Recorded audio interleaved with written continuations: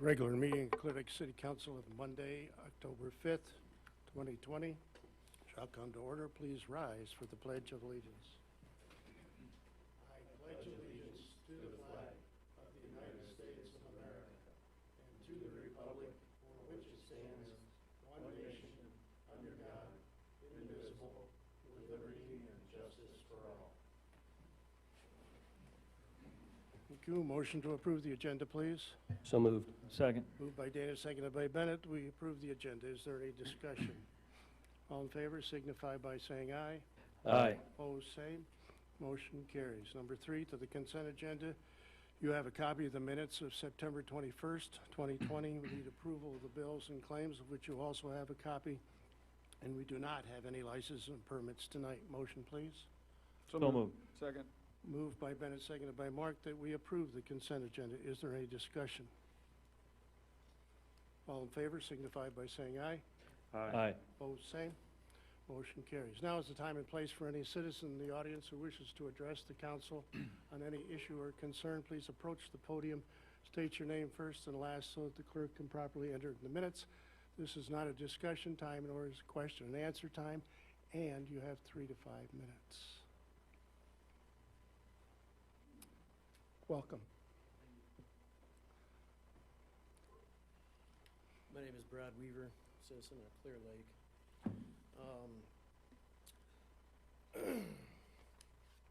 First of all, thank you to each of you for the job that you do. Whether everyone agrees or disagrees, I personally know you're all up here because you're trying to make a difference in our community. And let's be honest, you're not all here for the money.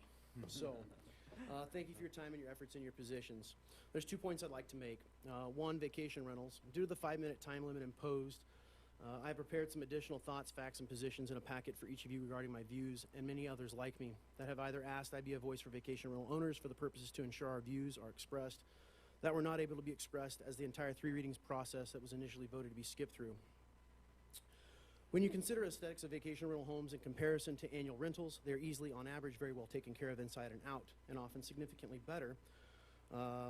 So not only are the properties kept up better than the annual rental properties that I see around town on average, I would also venture to guess that if a proper study were to be done, you would find out that these are a significantly greater number of calls, issues, domestic disputes, violence-related calls, drugs and alcohol problems, at a greater degree than that of a vacation rental. There was a study done, in fact, out of Charleston, South Carolina, that sampled over 2.9 million minutes and did not find any evidence that the average short-term rental was louder than the average long-term occupied home. In fact, the short-term rental properties were quieter than long-term occupied homes.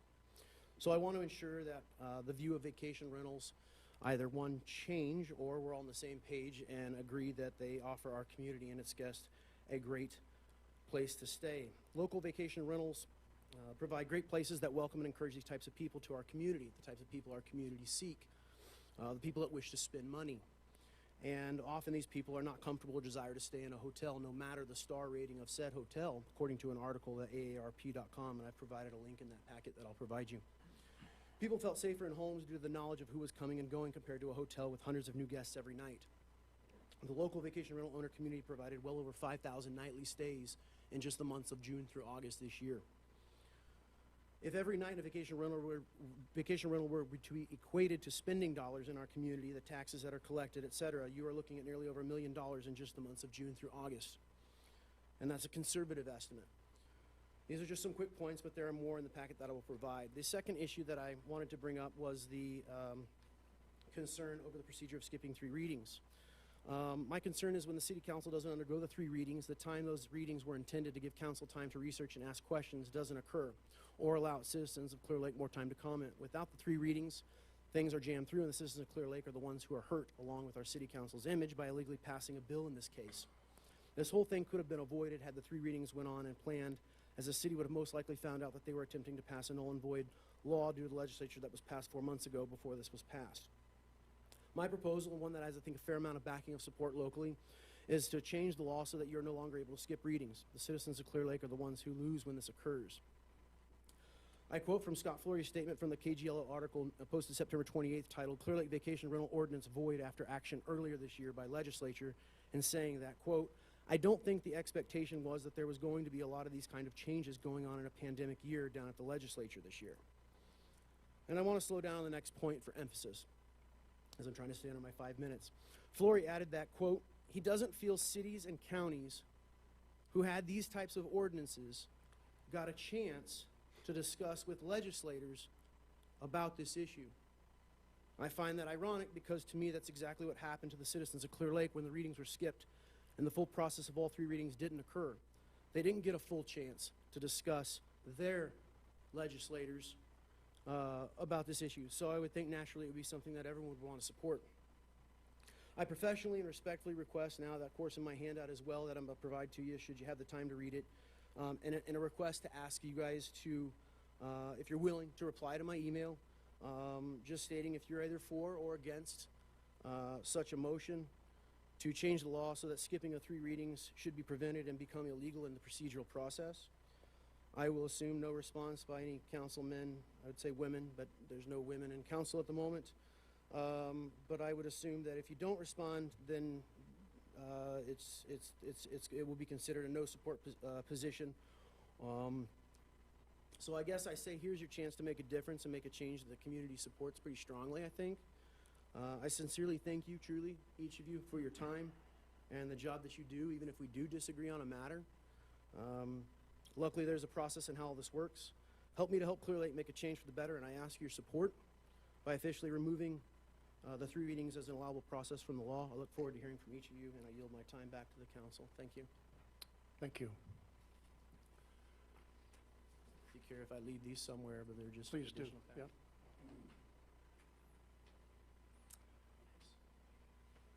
Anyone else like to speak?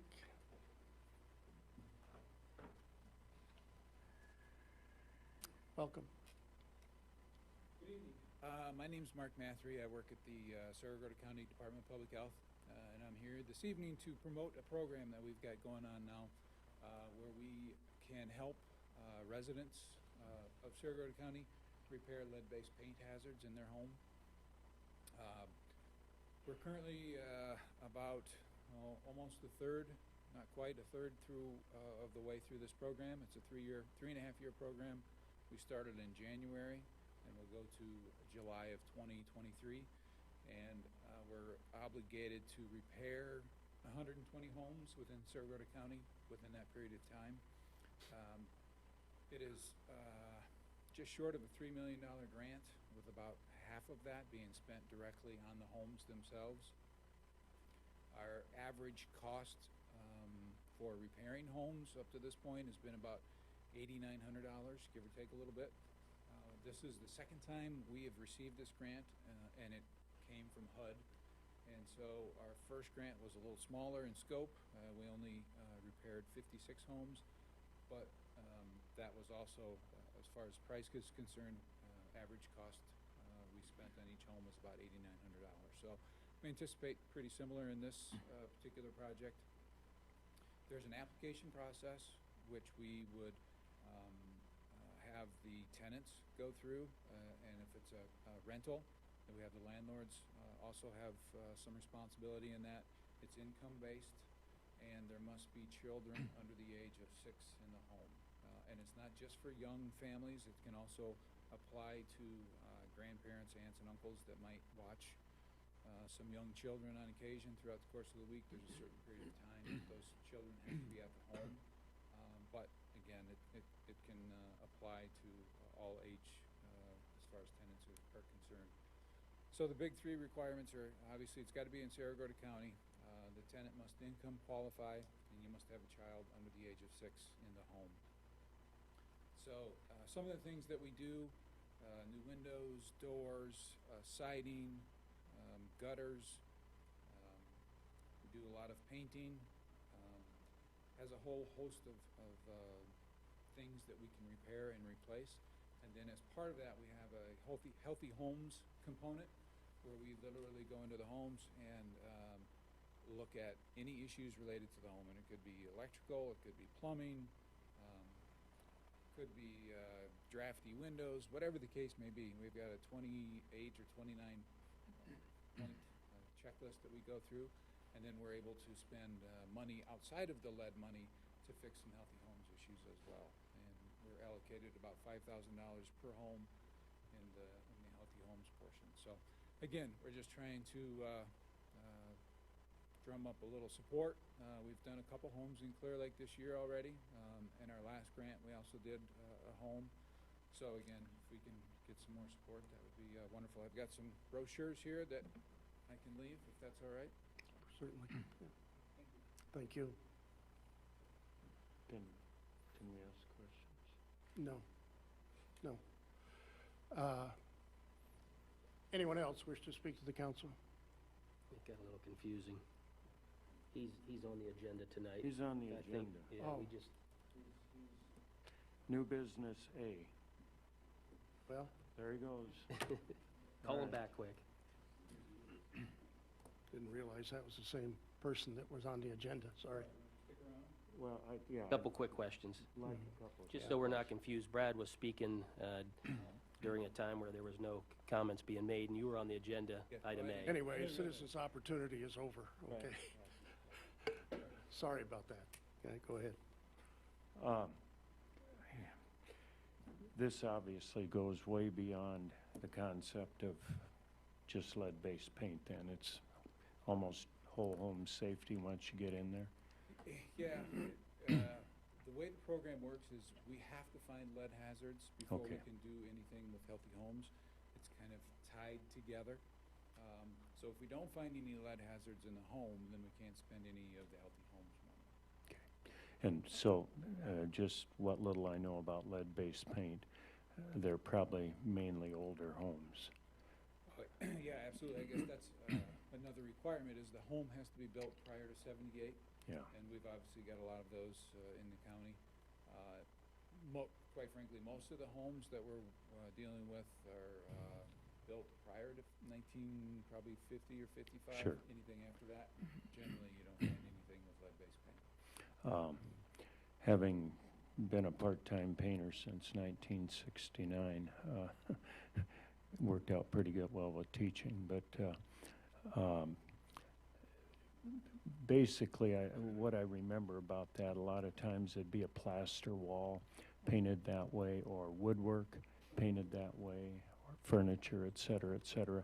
Can you mitigate that with this program by simply painting over, or is there something more to it?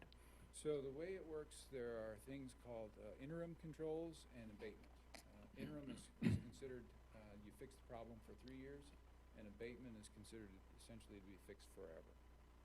So when we look at trying to fix a hazard, we try to balance whether we can fix it temporarily or permanently, and that all based upon the budget. Sure. We've got X number of dollars allocated for each home, and so sometimes it's just not practical to fix everything permanently. And so if you got a wall that's got some deteriorated paint on it, we'll just paint it and, Yeah. and call it good. Versus the other option to that would be to sheetrock it. Significantly more expensive and time consuming to sheetrock something like that versus just painting it. Yeah, okay. Thank you. Sure. Any referrals from DHS on this, or? No, generally, the only referrals we get is from the Iowa Department of Public Health. Their children are required to be lead tested, and so if their blood lead level comes back high, that is reported to the Iowa Department of Public Health, and they will then in turn report that to us. And so we'll follow up with the family. There's no requirement that they participate in this program. It's just an option that if they do have a child with high blood lead level in that home, this is a way that we can come in, do an inspection, see if we can identify any hazards that need to be taken care of, and then also provide them some financial assistance to repair those things. So a DHS caseworker could possibly refer to you. Absolutely, yes, yeah. Yeah, we'll listen to anybody that wants to talk to us about any potential home that they think might have some lead-based paint hazards. Okay. Where it comes from is really irrelevant to us. Any other questions, council? Thank you, and I apologize. Oh, I'm sorry, I jumped It's- ahead of the game yeah. there. Thank you. Thank you. Thank you. 6B, Buddy Holly Place Street Reconfiguration Project, Phase 1. Review, Mr. Flory. Thank you, Mayor. Council, went through the items here in the packet with you. The first purple sheet there in your packet is a resolution approving the contract and bonds for construction of the Buddy Holly Place reconstruction project Phase 1. If you recall from the previous meeting, the council had made the award of contract for that project to complete concrete here in Clear Lake. And that was in the amount of $49,591. So again, that resolution approves the contract and bonds for the project. The next sheet, the blue sheet, is the notice of award that was provided to complete concrete for the project, identifying the scope of work and time frame for completion of the project. The orange sheets that follow that are the actual contract between the owner, which of course is the city, and the contractor, which of course is Complete Concrete. So that's been partially executed by the contractor and up for your consideration this evening. The sheets that follow that are the performance payment and maintenance bond for the project. Of course, it's a 2-year maintenance bond for the project. The sheet after that is the certificate of liability insurance that's provided by the contractor. Those are in the limits that are prescribed for in the project specifications that are put out for bidding on the project. So, of course, that names the civil engineer as well as the city as an additional insured for the project. Just in the way of review, too, we have anticipate a start date probably later this month, maybe at the latest early November, and the project has a mid-November completion date. So we don't anticipate any issues with that being completed on time. So I don't have anything further in terms of background on that unless anyone has any questions. Council, any questions for Scott? Just one quick one, and I think I'm confused, which happens from time to time. Is the gray sheet behind it have anything to do with the orange sheets there? The gray sheet is the performance bond, payment bond, maintenance bond.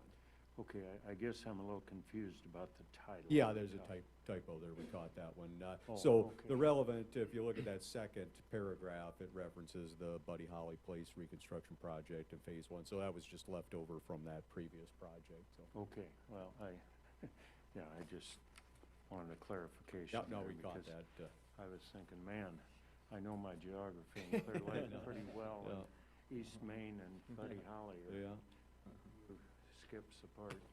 All right, thank you. Any other questions, Council? Thank you, Scott.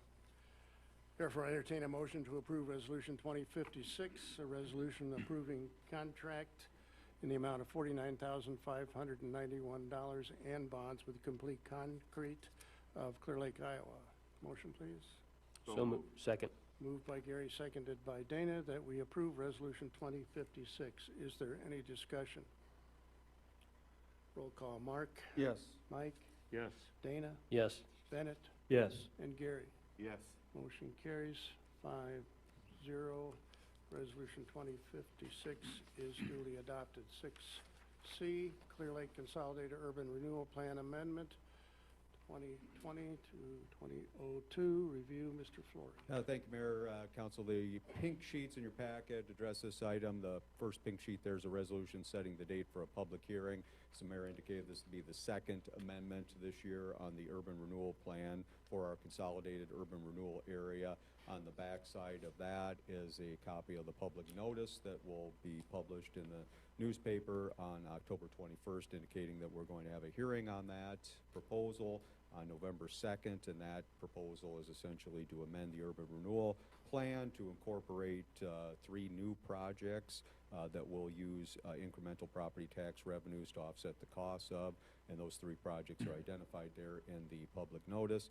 The first one being the 7th Avenue North Storm Sewer Project that we partnered with Woodford Wheeler on, $30,000 for storm sewer improvements. The Rocca Economic Development Project and infrastructure costs that we partnered with that company, estimated $60,000. And then the Courtway Park street lighting upgrade at $60,000 as well. So then the next pink sheet, there is an actual copy of the plan amendment itself that identifies those 3 projects. Of course, we filled in the outstanding general obligation debt, as well as the constitutional debt limit, and then the amount of new tax revenues that would be expended for these three projects are identified in there at $150,000.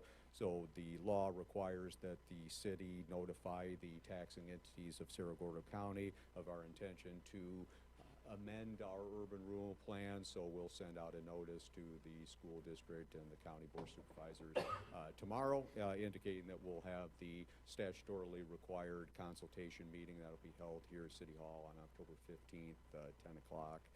And then we'll have, again, the public hearing, report back any comments from that consultation meeting at the public hearing on November 2nd. You know, again, as mentioned, this is the second amendment we've had on that. That may seem significant. It is certainly not. There are many communities that might have 20 or more amendments in a year to that. Just impossible to predict what kinds of new projects are going to come along that you'll participate in, especially in the area of economic development projects. Is not a crystal ball that can help you with that. So. You know, we'll, like I say, in other communities, you might see, 25 amendments to an urban renewal plan.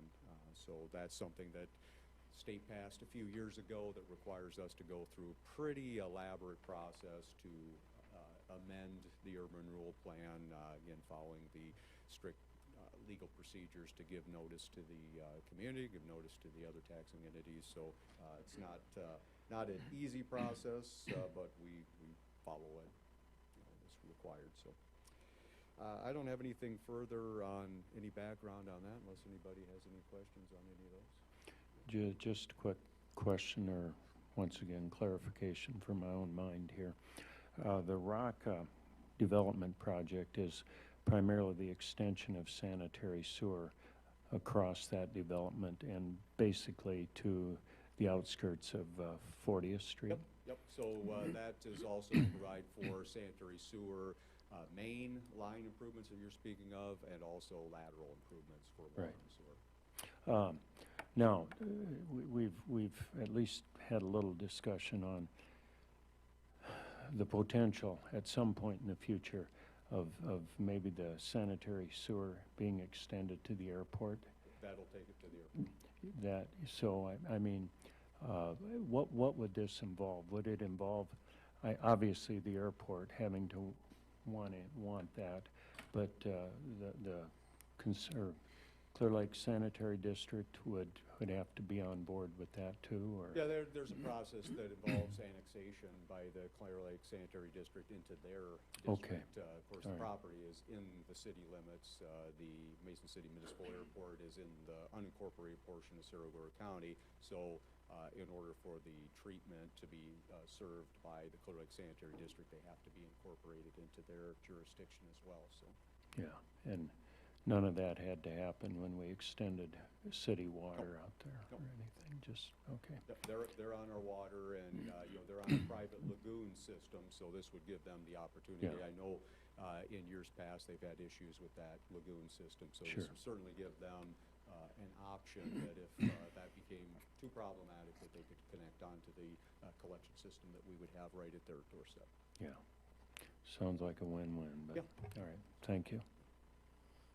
Any other questions, Council? Thank you, Scott.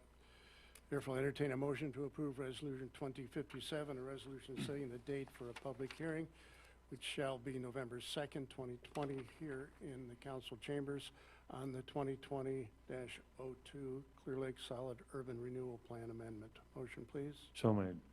Second. Moved by Mike, seconded by Gary, that we approve Resolution 2057. Is there any discussion? Roll call, Mike. Yes. Dana. Yes. Bennett. Yes. Gary. Yes. And Mark. Yes. Motion carries 5-0. Resolution 2057 is duly adopted. 6C, City Investment Policy Review. Creighton Schmidt, Director of Finance. Welcome, Creighton.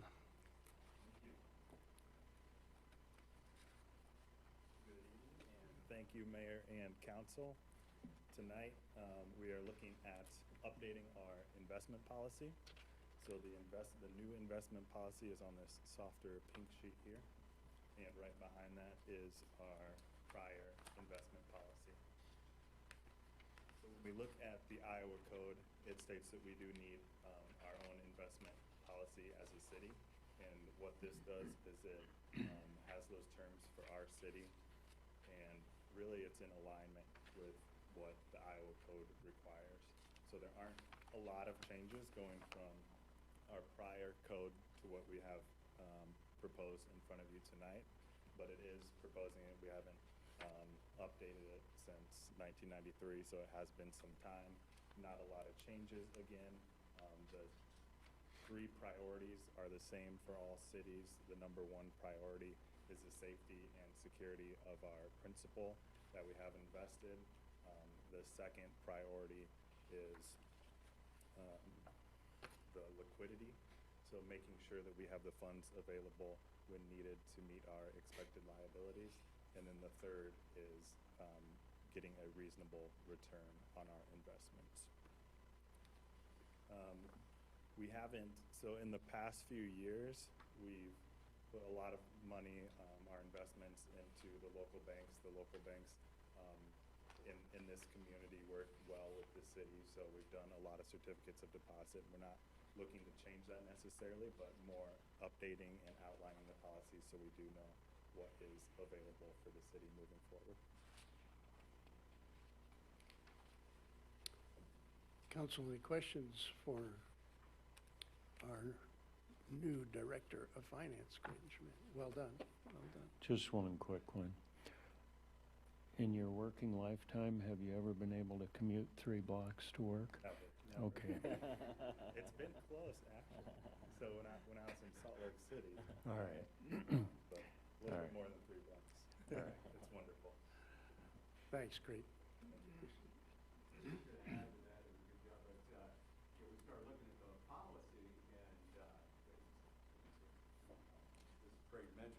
Goes back to 1993. I said, wow, that's been a long time. We better take a look at that. Again, it's still very, very relevant, and we start looking at a lot of other communities, and they're all still very much the same. I said to Creighton, I said, why don't you, the guys in Coralville, call them up and get a copy of their policy. We'll kind of go over that. And so, funny story, talked to the guys down there. They sent it up, and he said, prefaced it by saying ours is really old. It's 1992. so we're a year ahead of them. So just all. Thanks. Therefore, council entertain a motion to approve Resolution 2058, a resolution approving the written investment policy applicable to all funds of the city of Clear Lake, Iowa, as required by chapters 12B and 12C of the Code of Iowa. Motion, please. So moved. Second? Moved by Bennett, seconded by Mark, that we approve Resolution 2058. Is there any discussion? Roll call. Dana? Yes. Bennett? Yes. Gary? Yes. Mark? Yes. And Mike? Yes. Motion carries 5-0. Resolution 2058 is duly adopted. Chief? Council, any questions for Chief? Good weekend with the Harvest Fest and everything went well? All right. Great, good. Under Mayor's report, first call upon Stacy Dawn, CEO of our chamber.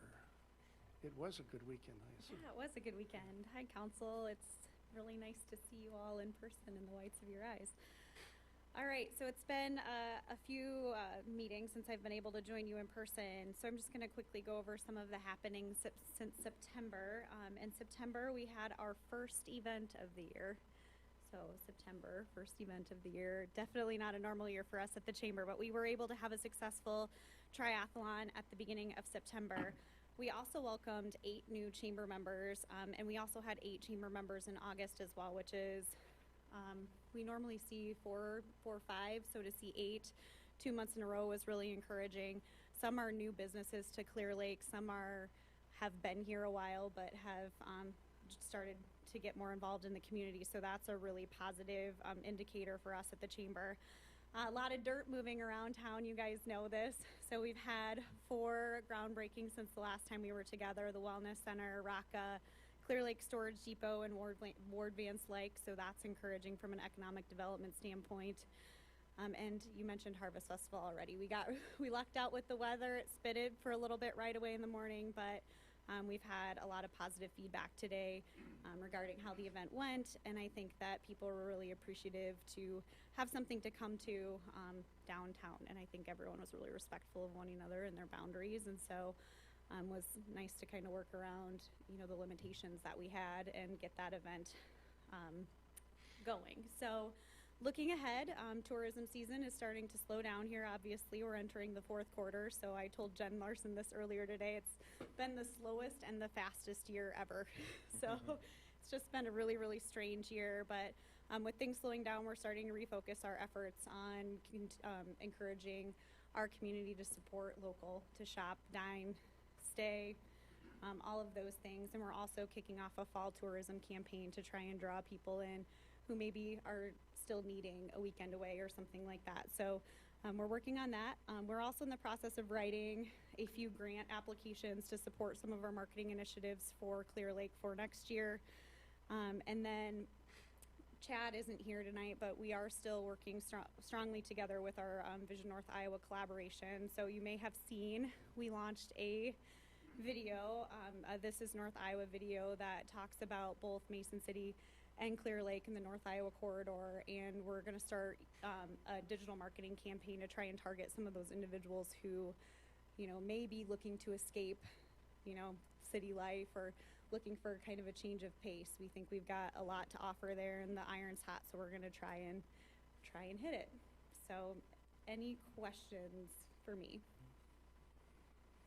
Are we looking ahead to anything in December, or that's still up in the air? Yeah, so we are. We have started talking about Christmas by the Lake. One Vision is celebrating their 25th annual Festival of Trees. So we will definitely be promoting what they have going on, and we're in talks of trying to figure out what we can do that weekend. Obviously, everything looks different, every single event that we have. So we're trying to focus on what we can do to bring some joy to the holiday season, so stay tuned. Any other questions, Council? It truly has been a unique year, but, we thank you and Chamber for the bright spots, the positive spots that we all enjoy seeing during this time, and as do our visitors. Obviously, that's why they come. Yeah, the lake has definitely been a buffer to the economic impact that a lot of areas have seen. So we're really fortunate that, we could still draw people here and maybe lessen the blow of the pandemic. Mm-hmm. Thank you. Thank you, Steve. Mr. Keefe, I'm going to bring you up here now on the Clear Lake Fire Department, and we're all still tasting the pancake syrup. And Mayor, Council, thanks. Just a little update on as far as our calls activity at the fire department. For the year, we're at 908. It's a little less than the last year, which is probably good. I mean, as far as the calls go. For September, we were at 86. We were at 90 last year, so we're down for a little bit there. Also, we've had a couple of calls for our drone on some search. One up in, just got back from one up in Scarville looking for two subjects in a cornfield up there after an accident that turned out to be a fatal accident. And we also had our drone over north of Mason City assisting with the Sarasota County Sheriff's Office looking for a guy that stole a car and stuff out of Des Moines, ended up in Mason City. Looking for him up in the area of Van Horn's old salvage yard. Pretty tough to find anybody if they get inside a car. It's pretty tough to find them there, We're developing a system where we can start shooting things, rockets and stuff like that so we can scare them out of there. But as far as everything else, no, that's not true. Everything else for September, 9/11 went great. We had a great 9/11 ceremony here, even with the rain and stuff. We were able to bring everything inside, brought the flag inside, and had a gentleman come up that was a uniformed Secret Service agent at the time. 9/11 was at Washington, D.C. at the White House. He's from my hometown of Decorah. Came over and gave a speech and that, did a nice job. We're happy he was able to do that. We are gearing up, obviously, for next year, 20th anniversary of 9/11. We're already gearing up for that. We have an outstanding speaker coming for that, a New York firefighter that was actually trapped in the towers twice, suffered some severe injuries. He's coming to give us a great talk. We've got some other things lined up. We're hoping to have some special activities. That is going to be our 150th anniversary of our fire department next year. So well, if you see us doing a bunch of different stuff, that's what we plan on. We've already geared up for that. We've got a couple of people on board that are really going to help us advertise and get that going underway. We're looking for possibly a lighted parade around the lake with a bunch of fire equipment, a lot of fire equipment. We're hoping to get a bunch of them here. And some other things, we're going to do it. It's going to be all day long, so we're hoping to get that kicked off. I'll give you an update for October already, too. A pancake yesterday went great. For what? We had no idea that how it was going to go. We were expecting 50 cars. We didn't have any idea how many we were going to get. And we certainly had no idea what we were doing to start out with, but it's kind of like fighting fires. When you get there, you figure out a plan, and you get a plan, you make it work, and our guys did a tremendous job. They came up with a plan that morning, basically how we're going to do it. We got it set up, and we put over 1,500 breakfasts out in about 3 hours, 4 hours, going through those cars. And it just worked out good. We fed a few dogs in the cars as well. They enjoyed the pancakes as well through the back window. Some of them, I'm not sure all of them probably enjoyed the pancakes, but we tried. So next year, we're not sure how we probably won't do it next year like that because it's our 150th. We may not do it, but it was an experience, and we ran out of food, ran out of sausage, ran out of pancakes basically at the end, so it went really well. People were great. If you were able to come through, I mean, they were great. Nobody complained about coming through, taking time or anything like that. It was just a really great day. The other thing is, Bud will be coming out of the water this month, so we're going to get Bud out of the water, so we won't have that boat on the lake anymore. But that was a successful year for us on Bud too, and did some good things for us. So, unless you got questions for me, I heard tonight that there was a family that came through with a picnic table on the back of a trailer. Is that right? well, yeah, that was my daughter. My two daughters, and my wife came through on my mowing trailer that had a breakfast right with them. So. And they got served. It was a surprise to me. So. Yeah. Thanks. On the drones, don't we also, we have an air drone, don't we That's- also have a submersible? Yeah, we got we have not used any place except here, and we did use it up on the river for that gentleman. But other than calls, we haven't had any calls for the water one. But we've had several calls for the aerial drone. We thank you for your support on that too. I mean, it's surprising. You'd think more law enforcement would have one of those, but they don't. So we're able to get it out. It's just a matter of learning how to fly it and getting it up in the air. It's amazing how it works, and so we've been pretty successful with it. So we'll take it wherever we need it. If somebody needs it, we take it to them. So, all right. Well done. Thanks. Thanks. I think, Scott, correct me if I'm wrong, but we are well on schedule on East Main construction from 14th to 20th, and may, in fact, if the weather holds out, get fully paved. Possible. Hope. Yeah. It's going very, very well. And your report, Scott? I don't have. Okay. Any other business? You talked about Christmas things. Okay, that being the case, we are going into closed session right now, so I'll need a motion pursuant to Iowa Code Section 21.5J to discuss the purchase or sale, particularly real estate, where premature disclosure could be reasonably expected to increase the price the government body would have to pay for that property. And I need a motion to go to close the regular meeting and move to a closed session. Motion, please. So moved. Second. Moved by Dana, seconded by Mark, that we close the regular session and moved to a closed session pursuant to Code 21.5J. Is there any discussion? All in favor signify by saying aye. Aye. Opposed, same. We are now in closed session.